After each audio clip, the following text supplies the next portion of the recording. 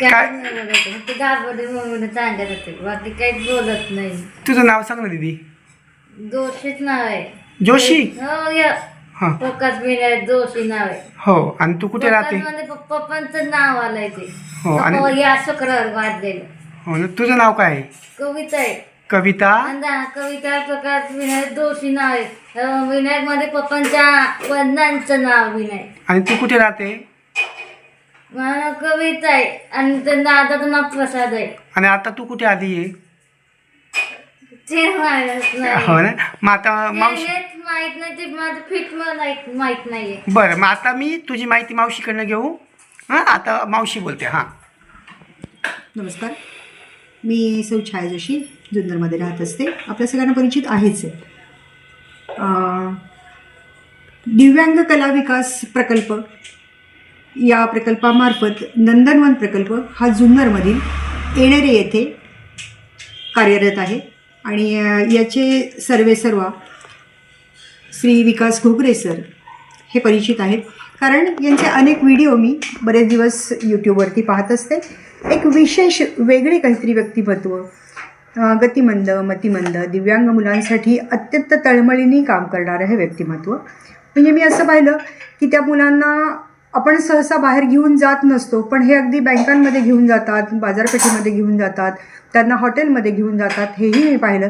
Generally आईवडील पालकसुद्धा हे करू शकत नाहीत, हे विकास घोगरे सर हे करत असतात. हे अतिशय छान वाटणारी ही घटना, ह्या गोष्टी मला आकर्षित करून गेल्या त्यांच्याबद्दल. आणि हे का वाटलं मला, तर माझ्या मोठ्या बहिणीची मुलगी, माझी भाची, थोडीशी या परिस्थितीमध्ये असल्याकारणाने मला थोडंसं वाटलं की आपणही त्यांचा थोडंसं गायडन्स घ्यावा, मार्गदर्शन घ्यावं, की जेणेकरून माझ्या ताईला होणारा त्रास, तिला होणारा त्रास कमी पडेल. यासाठी मी त्यांना बहिणीला इकडे जुन्नरला बोलवून घेतलं आणि सरांना इकडे घरी बोलवून घेतलं. कुठलेही आडेवेडे न घेता सर घरी आले आणि त्या दोघींशी बोलले, त्यांच्या दोघींच्या समस्या जाणून घेतल्या. आणि फक्त समस्या जाणून घेतल्या नाही, तर नेमकं आई या भूमिकेतनं आईने काय वागलं पाहिजे यासाठी सुद्धा त्यांनी अत्यंत चांगलं मार्गदर्शन केलं. प्रॉब्लेम हा सगळ्यांमध्येच असतो, नॉर्मल माणसांमध्ये पण प्रॉब्लेम असतो, पण तो कशा प्रकारे हँडल केला गेला पाहिजे हे मात्र त्यांनी अत्यंत मनापासून सांगितलं. अतिशय मी त्यांची त्याबद्दल आभारी आहे. आणि समाजामध्ये अनेक अशी व्यक्ती असतात, पालक असतात, मुलं असतात. आपल्यापैकी कोणालाही जरी अशी थोडीशी समस्या असेल, जास्त असेल, तरीसुद्धा तुम्ही अगदी फ्रँकली घोगरे सरांकडे भेटू शकता, त्यांच्याकडनं हा सल्ला घेऊ शकता.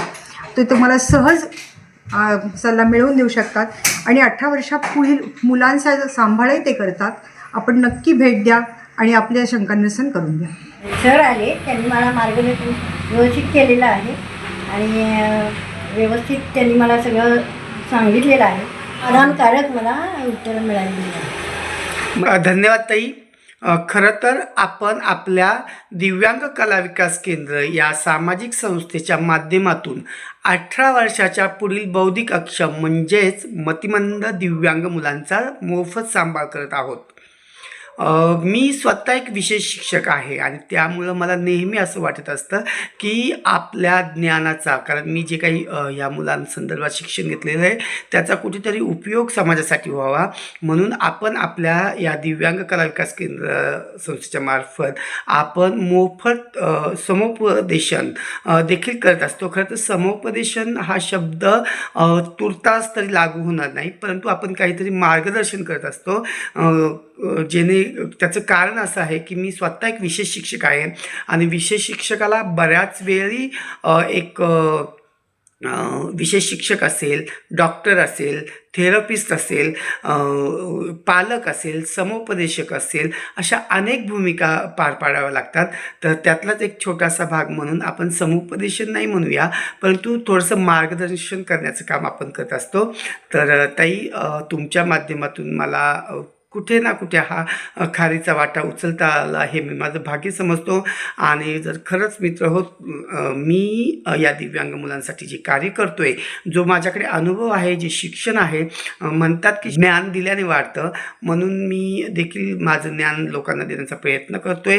तर आपण देखील आपल्या आजूबाजूला जर असं कोणी दिव्यांग बांधव असतील तर त्यांना नक्की आपल्यापर्यंत पोचवा, जेणेकरून कुठेतरी त्यांना छोटासा का होईना एक आशेचा किरण आपण देऊ शकतो. हा व्हिडिओ जास्तीत जास्त लोकांना शेअर करा, जेणेकरून आपल्या नंदनवन कार्याचा किंवा दिव्यांग जगतातील होणाऱ्या घडामोडी किंवा नंदनवनमध्ये होणारे जे काही उपक्रम आहेत तर त्याची माहिती समाजापर्यंत पोहोचेल. आपला दिवस शुभ राहो. धन्यवाद.